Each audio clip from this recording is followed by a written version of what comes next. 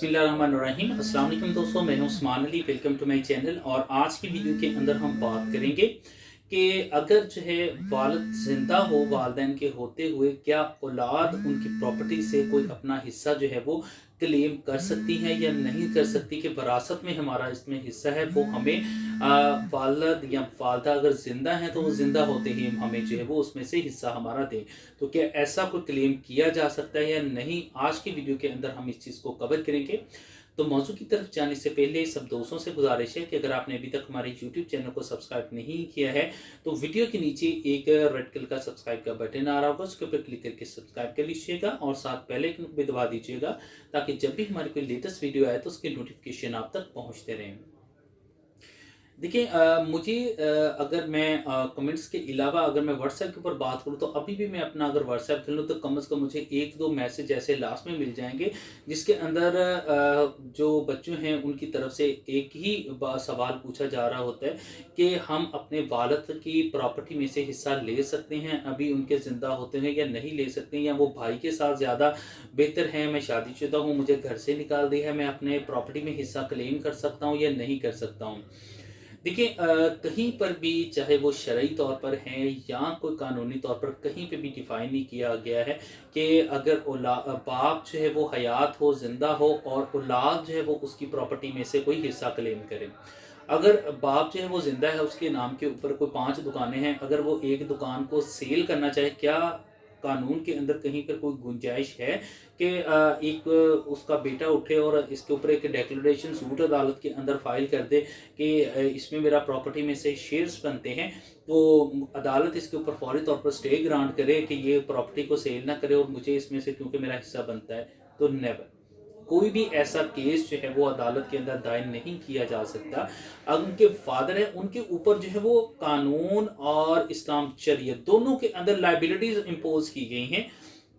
बाप का काम है कि जब तक जो है वो बच्चों को उसके दानो नफका देना, उनकी परवरिश करना और उसके अंदर जो भी उनकी बुनियादी ज़रूरियात है उनको पूरा करना। अगर औलाद अब बरी हो चुकी है और अब जाके ये क्लेम करे कि जो बाप के नाम के ऊपर प्रॉपर्टी है और बाप जो है वो उसको सेल करना चाह रहा है, अदालत उसको सेल करने की इजाज़त ना दे या उसमें से हमें हमारा हिस्सा दे दिया जाए, तो अभी तक उसमें आपका कोई हिस्सा नहीं है, कोई शेयर्स नहीं है। वरासत हमेशा जो है वो किसी भी इंसान के बनने के बाद होती है, और वो भी कर्ज की अदायगी के बाद। अगर कोई शख्स है उसकी डेथ हो जाती है तो डेथ होने के बाद फर्स्ट ऑफ ऑल उसकी देखा जाएगा कि उसके नाम के ऊपर कोई कर्ज तो नहीं है।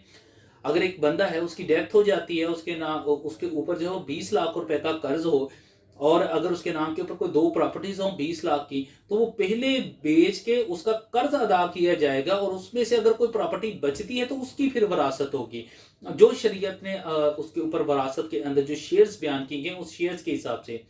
प्रॉपर्टी में से किस बंदे का कितना शेयर आता है, इसके ऊपर मैं डिटेल वीडियो बना के अपने यूट्यूब चैनल के ऊपर अपलोड कर चुका हूँ।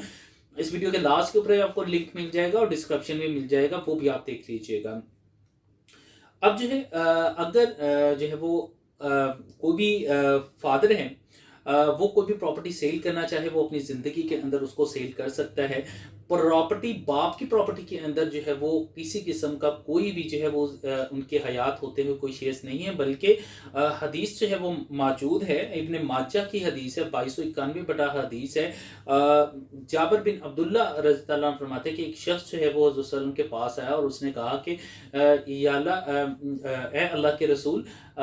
मेरे पास माल और औलाद दोनों है और मेरा बाप जो है वो मुझसे मेरा माल लेना चाहता है। तो हुज़ूर सल्लल्लाहु अलैहि वसल्लम ने इरशाद फरमाया कि तुम और तुम्हारा माल जो है वो तुम्हारे बाप का है। यानी कि इसमें आप कह सकते हैं कि इसमें क्लियर कट जो है वो एक शरीयत ने बयान किया कि अगर कोई बेटे की जायदाद है या बेटे की कोई आमदनी है, उसमें से बाप का तो शेयर्स हैं, वो अपने बेटे से क्लेम कर सकता है। और इसके ऊपर अदालतों के फैसले भी मौजूद हैं कि बाप अगर ज़ईफ़ुल उम्र हैं तो वो अपने बच्चे के ऊपर जो है वो मेंटेनेंस का केस जो है वो फाइल कर सकते हैं।